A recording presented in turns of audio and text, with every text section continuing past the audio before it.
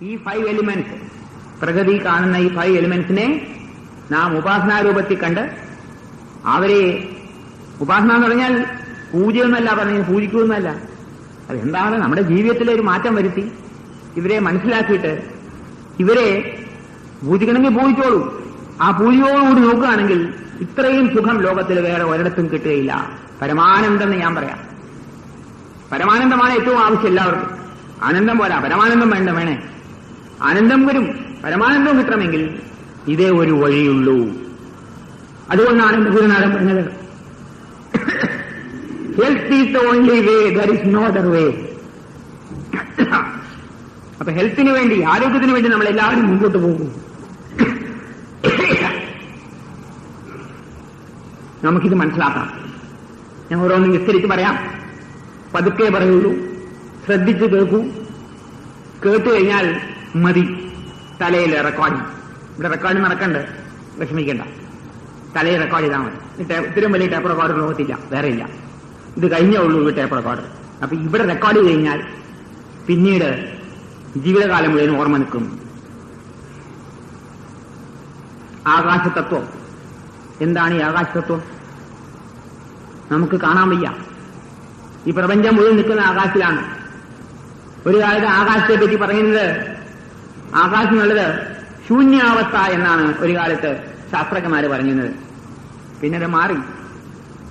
ശൂന്യാവസ്ഥയല്ല, ആകാശത്ത് വളരെ ശക്തിയേറിയ ഊർജ തരംഗങ്ങൾ എപ്പോഴും ഉണ്ട് എന്ന് സമ്മതിച്ചിട്ടുണ്ട്. ആ ഊർജ തരംഗങ്ങളോടുകൂടിയ ആകാശ തത്വമാണ് സജീവമായിട്ടുള്ള നമുക്ക് ആവശ്യമുള്ള ഒരു വസ്തു. ഇതെങ്ങനെ കഴിക്കാൻ പറ്റുന്ന ഒരു വസ്തുവല്ല. വസ്തു തന്നെ കഴിക്കണ്ടേ? നിങ്ങൾ കഴിക്കേണ്ട ആവശ്യമില്ല. നമ്മളെല്ലാവരും നിൽക്കുന്ന ആകാശത്തിലാണ്.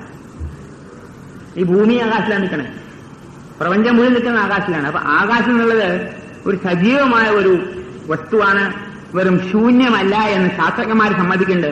പക്ഷെ അതിന്റെ പ്രായോഗിക വശം അവർക്ക് ഇന്നും മനസ്സിലായിട്ടില്ല. ഞങ്ങൾക്ക് മനസ്സിലായിട്ടുണ്ട്. ഇതിന്റെ പ്രായോഗിക വശം മനസ്സിലാക്കുന്നത് പിന്നീട് ഒരു ദിവസത്തേക്ക് ഞാൻ നീട്ടിവെക്കാൻ പോവാണ്. ആകാശതത്വം മനസ്സിലാക്കണമെങ്കിൽ ബാക്കിയുള്ള തത്വങ്ങളെല്ലാം മനസ്സിലാക്കിയാൽ ആകാശതത്വം വേഗം മനസ്സിലാവും. അതുകൊണ്ട് ഞാൻ കുറച്ച് കഴിഞ്ഞിട്ട് അതിനെപ്പറ്റി പറയാം. പിന്നീട് നമുക്ക് ഏറ്റവും പ്രധാനമായിട്ട് നമുക്ക് ശരീരത്തിന് ആവശ്യമുള്ളതാണ് വായു. എല്ലാവർക്കും അറിയാം വായു ഇല്ലെങ്കിൽ ജീവിക്കാൻ പറ്റില്ല എന്ന്. ഇതിനെപ്പറ്റി പറയാനുണ്ടോന്നായിരിക്കും ചോദ്യം. എന്നാൽ ഇന്ന് കാലം മാറി, കാലനിങ്ങനെ നിൽക്കുന്നു. കാലനെ അടിച്ചോടിക്കാനായിട്ട്, കാലന് ദൂരെ പോകാൻ പറയാനായിട്ട് പല കാര്യങ്ങളും ശ്രദ്ധയോടുകൂടി ചെയ്യണം. ഇന്ന് നമ്മളെ എല്ലാവരെയും കൊന്നു മൂടാൻ വേണ്ടിയാണെന്ന് വായു മലിനീകരണം നടക്കുന്നുണ്ട്. വായു മലിനീകരണം, ശുദ്ധവായു ഇന്നില്ല ഭൂമിയിൽ. പട്ടണങ്ങളിലില്ല, നിശ്ചയം പട്ടണങ്ങളില്ല.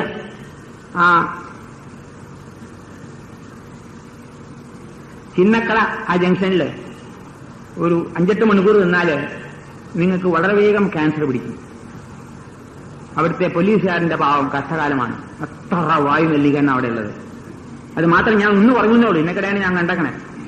അപ്പൊ ചിന്നക്കട മാതിരിയുള്ള കടകളും ചിന്ന ജംഗ്ഷൻസും കേരളം മുഴുവൻ വ്യാപിച്ചിരിക്കുകയാണ്. കേരളം മാത്രമല്ല, ഭൂമിയിൽ മുഴുവനും. പറയുന്നത് ജപ്പാനിലെ ട്രാഫിക് പോലീസിന് മാസ്ക് കൊടുത്തു കഴിഞ്ഞു, ഓക്സിജൻ മാസ്ക്. അവരവിടെ നിന്ന് ഒരു 4 മണിക്കൂർ ജോലി ചെയ്താൽ അവർക്ക് രോഗം പിടിക്കുന്നു പറഞ്ഞുകൊണ്ട് ഇതിന്റെ carbon dioxide, carbon monoxide സർവ്വവും ഉണ്ട് അവിടെ. അതുകൊണ്ട് അവർക്ക് ഓക്സിജൻ മാസ്ക് കൊടുത്തു കഴിഞ്ഞു അവർക്ക്. ഇതാണ് അവിടുത്തെ അവസ്ഥ. അപ്പൊ ജപ്പാനിലെ അവസ്ഥ ഇതാണെങ്കിൽ നമ്മളും അങ്ങോട്ട് തന്നെയാണ് കുതിക്കുന്നത്. ഇവിടെയും നമ്മുടെ പോലീസുകാർക്ക് ഓക്സിജൻ മാസ്ക് കൊടുക്കില്ല, അല്ലെങ്കിൽ ബോധം കിട്ടൂല കുറെ കഴിഞ്ഞാൽ. അപ്പൊ ഈ മലിനമായ വായുവാണ് നമ്മൾ ശ്വസിക്കുന്നത്. ഈ ശ്വാസം ശ്വസിച്ചു കഴിഞ്ഞാൽ രോഗത്തിന് വേറെ ഒന്നും ആവശ്യമില്ല. കണ്ടമാനം പുരോഗതി വേണ്ടെന്ന് ഞാൻ പറയുന്നില്ല. ഈ പുരോഗതി വളരെ അധികമായാൽ, മലിനമായ വായുവെ കിട്ടുള്ളൂ എന്ന് വന്നു കഴിഞ്ഞാൽ പിന്നെ രോഗാവസ്ഥയ്ക്ക് വേറെ വല്ലതും വേണോ? ശുദ്ധവായുവാണ് ശരീരത്തിന് ആവശ്യം. ആ ശുദ്ധവായുവിൽ ഓക്സിജൻ ഉണ്ട്, മറ്റു വസ്തുക്കളുണ്ട്. പക്ഷെ ശ്വസിക്കുന്നതോടുകൂടി, അതിന്റെ കൂടെ പ്രാണവായു എടുക്കുന്നതോടുകൂടി വിഷമയമായ വായു ചെന്നു കഴിഞ്ഞാൽ ശരീരം പിന്നെ വേണ്ടത് കിട്ടുകയില്ല. ഓക്സിജൻ കിട്ടും, അതിന്റെ കൂടെ വേണ്ടാത്തതും കിട്ടും. വേണ്ടതും കിട്ടും, വേണ്ടാത്തതും കിട്ടും. വേണ്ടാത്തത് ദോഷം ചെയ്യും. വേണ്ടത് ഗുണം ചെയ്യും. പക്ഷെ വേണ്ടാത്തത് കഴിക്കേണ്ടത് കഴിക്കാൻ ഉള്ള ഗതികേട് വന്നത് ഇന്നത്തെ കാലഘട്ടത്തിലാണ്. അപ്പൊ നാം ശ്രദ്ധിക്കണം. ശുദ്ധവായു ശ്രദ്ധിക്കാനായിട്ട് ശ്രമിക്കുക. ധാരാളം മരങ്ങളുള്ളതായിട്ടുള്ള, ചുറ്റും മരങ്ങളുള്ളതായിട്ടുള്ള വീടുകളിൽ താമസിച്ചാൽ ശുദ്ധവായു കിട്ടും. മരങ്ങളെല്ലാം വെട്ടിക്കളയാണല്ലോ. ഏത് മരമായാലും ശരി. പാഴമരം ഒന്നും ഇല്ല ലോകത്ത്. എല്ലാ മരവും നല്ലതാണ്. നമ്മൾ വാഴമരം, മറ്റേ മരങ്ങളുണ്ട്, ഉത്തമ വസ്തുണ്ട്. സകല മരങ്ങളും നിങ്ങൾക്ക് ശുദ്ധവായു ഉണ്ടാക്കിത്തരണം. അതുകൊണ്ട് മരങ്ങൾ ധാരാളമുള്ളതായിട്ടുള്ള പുരയിടങ്ങളിലേ താമസിക്കാൻ പാടുള്ളൂ. ചോദിക്കും പട്ടണങ്ങളിൽ എന്ത് സാധ്യമാണോ? സാധ്യമല്ല, ശരിയാണ്. അതിനാണ് പാർക്കുകൾ വെച്ചേക്കണേ. പാർക്കിൽ പോയി കുറച്ചു നേരം നിന്നാൽ മതി. അരമണിക്കൂറെങ്കിലും വൈകുന്നേരം സമയം കിട്ടുമ്പോൾ പാർക്കിൽ പോയിരിക്കൂ, ശുദ്ധവായു ശ്രദ്ധിക്കൂ. വേറെ നിവൃത്തിയില്ല. പട്ടണങ്ങളിൽ താമസിക്കുന്നവർക്ക് അങ്ങനെയുള്ള ബുദ്ധിമുട്ടുകളുണ്ട്, ശരിയാണ്, സാധ്യമല്ല. ഞാൻ പ്രായോഗികമായ വശവും പറയാണ്. പാർക്കുകളിൽ പോയിരിക്കൂ, മരങ്ങളുടെ ഇടയിൽ ജീവിക്കൂ. മരങ്ങളിൽ നമ്മളുമായിട്ട് അഭേദ്യമായ ബന്ധമുണ്ട്. ചെടികളില്ലെങ്കിൽ, വൃക്ഷലതാദികളില്ലെങ്കിൽ നമ്മളില്ല ഭൂമിയിൽ. പരസ്പരം പൂരകമാണ്, ശത്രുക്കളല്ല. മരം മുഴുവൻ വെട്ടിക്കളഞ്ഞാൽ ഭൂമിയിൽ ജീവിക്കാൻ സാധ്യമല്ല. നമുക്ക് ശുദ്ധവായു വേണം, നമുക്ക് ഓക്സിജൻ വേണമെങ്കിൽ മരക്കണക്ക് മാത്രമേ ഉണ്ടാക്കാൻ സാധ്യമാവുള്ളൂ. ലബോറട്ടറിയിലും കമ്പനികളിലും ഓക്സിജൻ സിലിണ്ടർ ഉണ്ടാക്കി കഴിഞ്ഞാൽ അതുകൊണ്ടൊന്നും വലിയ വിജയമൊന്നുമില്ല. ഇത്രയും 500 കോടി ജനങ്ങൾക്ക് വേണ്ട ഓക്സിജൻ മുഴുവൻ ഉണ്ടാക്കേണ്ടത് കമ്പനികളാണ്. കമ്പനികളിൽ ഓക്സിജൻ സിലിണ്ടർ കൊണ്ട് ഉപയോഗിക്കാൻ പറ്റുമോ? ഇല്ല. വൃക്ഷങ്ങൾ തന്നെ ഉണ്ടാക്കണം, സർവ്വ ചെടികളും ഉണ്ടാക്കണം. ഒരു പുല്ലുപോലും അനാവശ്യമായിട്ട് പറിച്ചു കളയല്ലേ. ഞാൻ തൊഴുകയോട് പറയാണ്, ഒരു പുല്ലുപോലും അനാവശ്യമായിട്ട് കളയല്ലേ എന്ന് പറഞ്ഞാൽ ആ പുല്ലും പോലും കുറച്ച് ഓക്സിജൻ ഉണ്ടാക്കേണ്ടത്. അതിന്റെ കർമ്മം ചെയ്യുന്നു, അതിന്റെ ധർമ്മം ചെയ്യുന്നു. അതിനെയും പൂജിക്കണം. ഞാൻ പറയാണ്, ആ പുല്ല് ചെയ്യുന്ന കർമ്മം ഒരു പക്ഷേ എത്രയും വലിയ ധർമ്മമാണ്. അത് ഈശ്വര നിശ്ചയ പ്രകാരം ചെയ്യുന്നതാണ്. ഈ ചെടികൾ മുഴുവനും ഓക്സിജൻ ഉണ്ടാക്കുന്നത് ഈശ്വര നിശ്ചയമാണ്, നമ്മുടെ നിശ്ചയമല്ല. ചെടികൾ ഓക്സിജൻ ഉണ്ടാക്കണോ? നമ്മൾ ശ്വസിക്കുന്ന കാർബൺ ഡൈ ഓക്സൈഡ് ചെടികൾ എടുക്കണം. എടുത്തിട്ട് അതിൽ ഓക്സിജൻ ഉണ്ടാക്കി വിടുക. ഇതാണ് ചെയ്യുന്നത്. നാം കാർബൺ ഡൈ ഓക്സൈഡ് പുറത്തേക്ക് വിടുന്നു, ഓക്സിജൻ എടുക്കുന്നു. ഈ ചെടികൾ മുഴുവനും ഈ കാർബൺ ഡൈ ഓക്സൈഡ് മുഴുവൻ എടുത്തിട്ട് ഓക്സിജൻ പുറത്തേക്ക് വിടുന്നു. ഇതൊരു പൂരകമാണ്, ഒരു സർക്കിൾ. ഇത് മുറിച്ചു കഴിഞ്ഞാൽ മനുഷ്യജാതി നശിക്കും. മനുഷ്യജാതി മാത്രമല്ല, മൃഗങ്ങളും മരിക്കും. ഒരു ജീവിതാദ്യം ഭൂമി ജീവിക്കാൻ സാധ്യമല്ല. അതുകൊണ്ടാണ് ഇന്ന് ഒരു ഉണർവ് വന്നതിന്റെ ലോകത്ത്. മരങ്ങൾ മുറിക്കല്ലേ മുറിക്കല്ലേ എന്ന് പറഞ്ഞുകൊണ്ട് ഇന്നേ വന്നിട്ടുള്ളൂ. ഒരുപാട് കാലമായിട്ട് മുറിച്ചുകൊണ്ടേയിരിക്കുകയാണ്. ഇപ്പം തീർന്നില്ലല്ലോ. ഇനി മുറിക്കാനൊന്നും ഉണ്ടാവുക നമ്മൾ തന്നെ മുറിഞ്ഞു വീഴും, അത്രേ ഉള്ളൂ. അപ്പോ ഓക്സിജന്റെ കാര്യം ശ്രദ്ധിക്കണം, ശുദ്ധമായി ശ്രദ്ധിക്കാൻ ശ്രമിക്കണം. വീട്ടിൽ തന്നെ സൗകര്യമുണ്ടെങ്കിൽ ഒരു ചെറിയ ചെടിയെങ്കിലും നടൂ, കുറച്ച് ഓക്സിജൻ കിട്ടട്ടെ. നിങ്ങൾ ഫ്ലാറ്റിലാണ് താമസിക്കണമെങ്കിൽ ഫ്ലാറ്റിലും വേണമെങ്കിൽ സ്ഥലമുണ്ടെങ്കിൽ ചെറിയ ചെറിയ പൂച്ചെടികൾ നടൂ, ചെടികൾ നടൂ, കുറച്ച് ഓക്സിജൻ കിട്ടും, അത് മതി ഉള്ളത്. അപ്പൊ ഓക്സിജൻ നല്ല ശുദ്ധമായി കിട്ടണമെങ്കിൽ ഓക്സിജൻ വേണം. മലിനവസ്തുക്കൾ പാടില്ല. മലിനവസ്തുക്കളെ കണക്ക് പറഞ്ഞിട്ട് കാര്യമില്ല, അത് ഇന്നുണ്ട്, മുഴുവൻ ഒഴിവാക്കാൻ സാധ്യമല്ല. അപ്പൊ ശുദ്ധമായി ശ്രദ്ധിക്കാനായിട്ട് നാം ശ്രദ്ധിച്ചു കഴിഞ്ഞാൽ നമുക്ക് ഏറ്റവും പ്രധാനമായിട്ടുള്ള രണ്ടാമത്തെ വായുവിന്റെ ഉപാസനയായി, ഈ വായു എന്നുള്ളതിന് തൈത്തിരീയോപനിഷത്തില് വായുവിനെ പറ്റി വളരെ വ്യക്തമായിട്ട് പറയുന്നുണ്ട്. നമേ ബ്രഹ്മണേ നമസ്തേ വായോ ത്വമേവ പ്രത്യക്ഷം ബ്രഹ്മാസി ത്വാമേവ പ്രത്യക്ഷം ബ്രഹ്മ വദിഷ്യാമി. അർത്ഥം എന്താ അറിയാമോ? നീയാണ് പ്രത്യക്ഷ ബ്രഹ്മം. പ്രത്യക്ഷമായിട്ട് ഈശ്വരൻ തന്നെയാണ് നീ. വായു ഇല്ലെങ്കിൽ നമുക്ക് ജീവിക്കാൻ പറ്റുമോ? അതുകൊണ്ടാണ് വായുവിനെ ഉപാസിക്കുന്നു പറഞ്ഞത്. അപ്പൊ ആ വായുവിന്റെ പ്രാധാന്യം നമ്മുടെ കാരണന്മാർക്ക് അറിയാമായിരുന്നു. പ്രത്യക്ഷം ബ്രഹ്മം എന്നാ പറയുന്നത്. പ്രത്യക്ഷമായിട്ടുള്ള ഈശ്വരൻ തന്നെയാണ് വായു. പക്ഷെ ഇന്ന് വായുവിനെ പറ്റി പൂർണ്ണമായിട്ടും അവഗണിച്ചിരിക്കുക എല്ലാവരും. അതുകൊണ്ട് ശ്രദ്ധയോടുകൂടി നമ്മുടെ വീടുകൾ വയ്ക്കുമ്പോൾ ധാരാളം ജനലുകൾ വയ്ക്കൂ. ജനലുകളെല്ലാം അടച്ചുപൂട്ടിയിട്ട് എയർ കണ്ടീഷനിൽ ജീവിക്കല്ലേ. നമ്മുടെ ക്ലൈമറ്റിന് മോശമാണത്. എയർ കണ്ടീഷൻ വെച്ച് ജീവിച്ചു കഴിഞ്ഞാൽ അതിലെ വായു, മലിനമായ വായു, ശ്വസിച്ച വായു തന്നെ വീണ്ടും ശ്വസിക്കും. വലിയ ബുദ്ധിമുട്ടാണത്. അതുകൊണ്ട് ഫ്രഷ് എയർ അകത്ത് കടക്കാൻ രീതിയിൽ നമ്മൾ ജീവിക്കണം. പക്ഷേ ഞാൻ പറഞ്ഞത് കുറെ അധികമായി പോകും. ഏറ്റവും നല്ല കേരളത്തിന് ഉചിതമായിട്ടുള്ള വീടാണ് 4 കെട്ടും 8 കെട്ടും. ഒരു പക്ഷേ നിങ്ങൾ പറയും, ഓ ഇവൻ പഴഞ്ചനാണ്. ഞാൻ പഴഞ്ചനാണ്, എനിക്ക് ആരോഗ്യമാണ്, നിങ്ങളുടെ ആരോഗ്യമാണ് എന്റെ ലക്ഷ്യം. പഴഞ്ച സംസാരമേ സമയമുള്ളൂ. 4 കെട്ടും 8 കെട്ടുമാണ് ഏറ്റവും നല്ലത്. ഏറ്റവും കൂടുതൽ സൂര്യപ്രകാശവും ഏറ്റവും കൂടുതൽ വായു സഞ്ചരിക്കുന്ന കെട്ടിടങ്ങളായിരുന്നു അത്. ആ കെട്ടിടങ്ങളിൽ ഇന്ന് കെട്ടാൻ വീണ്ടും ശ്രമിക്കണം. അതിനുള്ള പ്രശ്നമില്ല, കുറച്ച് മോഡിഫൈ ചെയ്താൽ മതി. ഇന്നത്തെ പല ആർക്കിടെക്റ്റിലേക്ക് നോക്കിയിട്ട് അതും കൂടെ ചേർത്തിട്ട് അകത്തുള്ള എല്ലാ മുറികളിലും വായുസഞ്ചാരം കയറാനും സൂര്യപ്രകാശം കയറാനുമുള്ള ഒരു സംവിധാനം ഉണ്ടാക്കിയാൽ അതാണ് ഉത്തമമായ ഗ്രഹം. പിന്നെ വായുസഞ്ചാരം നല്ലോണം കിടക്കണം. ഫാൻ ഉപയോഗിച്ചോളൂ, ഫാൻ ഉപയോഗിക്കേണ്ടെന്ന് ഞാൻ പറയുന്നില്ല. ഉഷ്ണകാലത്ത് വായുസഞ്ചാരം കിടക്കുന്നതായിട്ടുള്ള വീടുകളിൽ താമസിക്കാൻ പാടുള്ളൂ. ഡോക്ടർമാര് അസുഖം വരുമ്പോൾ മാത്രമേ പറയുള്ളൂ ശുദ്ധവായുവും വെളിച്ചവുമുള്ള വീടുകളിൽ അല്ല മുറിയിൽ കിടക്കൂ എന്ന് പറയില്ലേ പണ്ട്. ഇപ്പൊ എല്ലാവരും ആശുപത്രിയിലാണ് പോകണം, വീട്ടിലാരും കിടത്താറില്ല. മുമ്പ് പറയാറുണ്ട് നല്ല ശുദ്ധവായുവും സൂര്യപ്രകാശം കയറുന്ന മുറിയിൽ കിടക്കൂ എന്ന് പറയാറുണ്ട് ഡോക്ടർമാര്. പക്ഷെ ഇപ്പൊ ആശുപത്രിയിൽ പോയാൽ അവിടെ മലിനമായ വായു, മലിനമായ സൂര്യപ്രകാശം കയറുന്നേയില്ല. ഇങ്ങനെ പാക്ക് ചെയ്തിരിക്കല്ലേ, എല്ലാവരും പാക്ക് ചെയ്ത് ഇങ്ങനെ കിടത്തിരിക്കല്ലേ. അവിടെ രണ്ടുമില്ലാത്ത ഒരു അന്തരീക്ഷമാണ് ഇന്ന് ആശുപത്രികളിൽ. അപ്പോ വായുവിന്റെ കാര്യത്തിൽ വളരെ ശ്രദ്ധിക്കണം. പവന പവതാമസ്മി, ശരീരത്തെ പരിശുദ്ധീകരിക്കുന്ന ഉപാധികളിൽ ഏറ്റവും പ്രധാനമാണ് ഞാൻ, പവനൻ, വായു. ഇതാണ് ശരി, ഇത് മനസ്സിലാക്കണം. ഇതെങ്ങനെയാണ് ശരീരം പരിശുദ്ധീകരണത്തിന് ഉപാധിയായിട്ടുള്ള വായു എന്ന് പറയുന്നത്?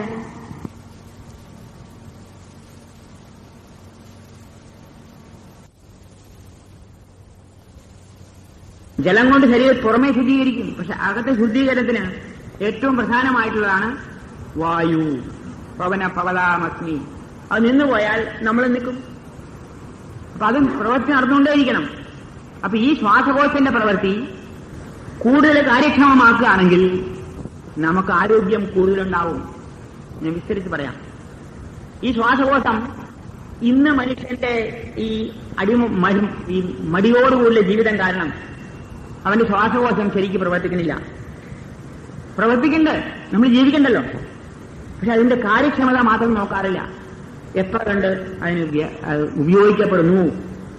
ഒരു പഠനം നടത്തിയപ്പോൾ കുറെ ഡോക്ടർമാര് പറഞ്ഞത് മനുഷ്യരാശി ഇന്ന് അവന്റെ ശ്വാസകോശത്തിന്റെ 1/3 ഉപയോഗിക്കുള്ളൂ. 2 ശ്വാസകോശമുണ്ട്, 1/3 ഉപയോഗിക്കുള്ളൂ എന്ന്. 1/3 ചുമ്മാ ഉറങ്ങിക്കിടക്കുക.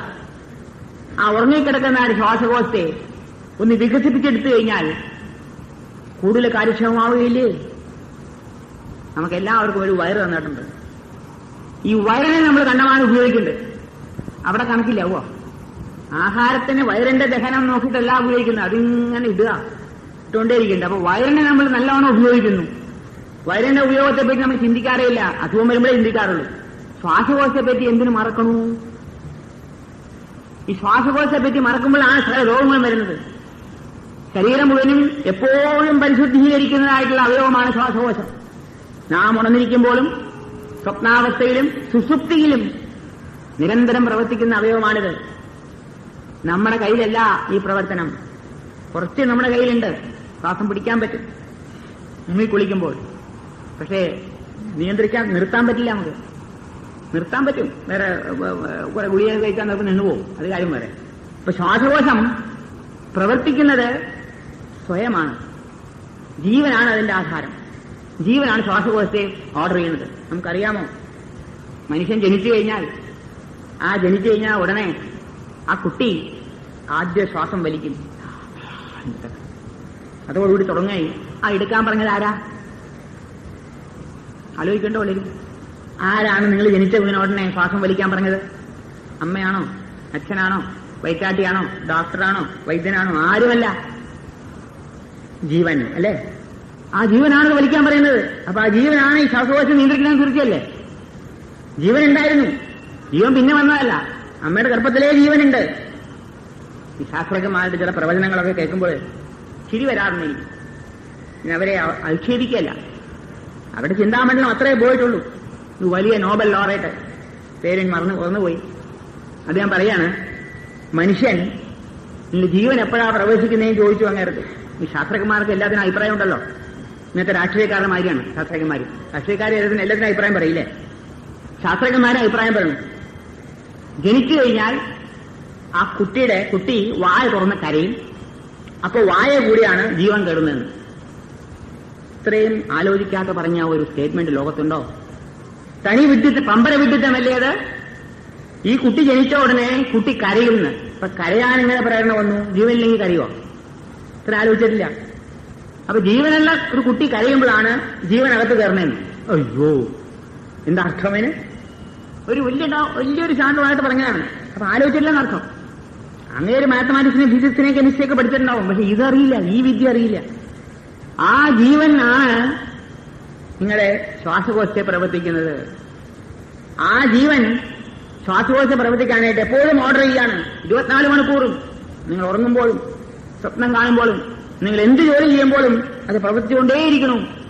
ഇത്രയും അത്ഭുതമായിട്ടുള്ള ഒരു അവയവം ലോകത്തുണ്ടോ? നിങ്ങളുടെ ശ്വാസകോശത്തിലെ ആ ഓരോ കോശങ്ങളെയും എടുത്ത് നിരത്തി വെച്ചാൽ ഒരു ടെന്നീസ് കോർട്ട് മുഴുവൻ നിറയ്ക്കാമെന്നാ പറഞ്ഞത്.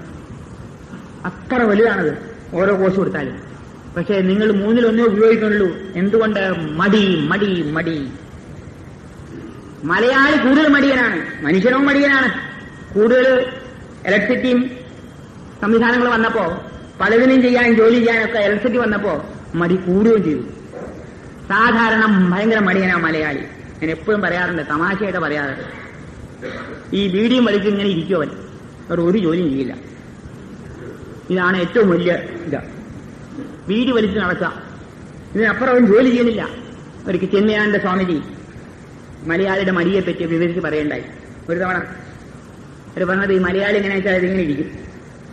എന്നിട്ട് ഒരാൾ ചോദിച്ചു, ചിന്നക്കടയ്ക്ക് പോണ വഴി വരിക, ഇത് മാറ്റില്ല. പിന്നെ കാട്ടാക്കടയ്ക്ക് പോണ വഴിയാ, ഇത്രയേ ഉള്ളൂ. ഇത് അനക്കില്ലാണ്. ആ മടി കൊണ്ട്, ഈ തണുപ്പ് കൊണ്ട് ഇത് വിരിവച്ചിരിക്കുകയാണ്, ചായ കുടിച്ചിരിക്കുകയാണ്. ഇത്രയാണ് മടി. ഈ മടി ഭയങ്കരമാണ്. വിവേകാനന്ദൻ പോലും വന്നപ്പോ മടിയന്മാരെ കണ്ടിട്ട്, അയ്യോ, ഈ മലയാളി കണ്ടിട്ടാ പറഞ്ഞ്, ഫുട്ബോൾ കളിക്കൂ സഹോദരന്മാരെ, എന്തിനാ ഗീത വായിക്കണേന്ന്, മോക്ഷം കിട്ടാൻ. ആരാ പറഞ്ഞത്? ഒരു വലിയ ആധ്യാത്മിക യോഗിയാ പറഞ്ഞത്. ഫുട്ബോൾ കളിച്ചാൽ മതി. ആക്ടിവിറ്റി, ഫിസിക്കൽ ആക്ടിവിറ്റി ഇല്ല, മടി കിട്ടക്കൂടാണ്. തക്കല വരുന്നത്.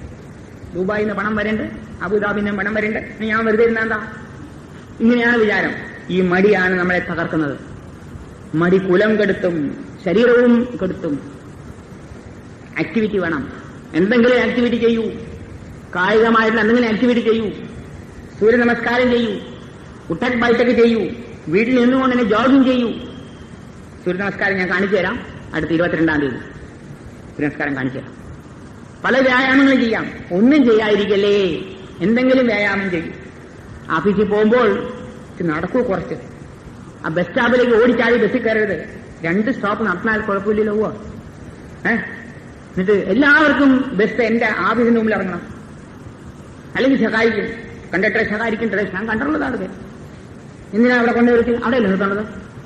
നടക്കില്ല, അത് മടിയാണേ. എല്ലാം ബസ് സ്റ്റോപ്പിൽ നിന്ന് അപ്പുറത്ത് നിർത്തി കഴിഞ്ഞാൽ ഭയങ്കര ദേഷ്യ. നടക്കാൻ വയ്യ. കുട്ടികളെ പോലും നമ്മൾ ഇന്ന് മടി പഠിപ്പിക്കുക. 10 പൈസയും 20 പൈസയും കൊടുത്തിട്ട് വെച്ച് പൊക്കോ, നീ നടന്നു പോകില്ല. അപ്പൊ മടി കൂടി കൂടി കൂടി വരികയാണ്. ഇത് മാറ്റണം.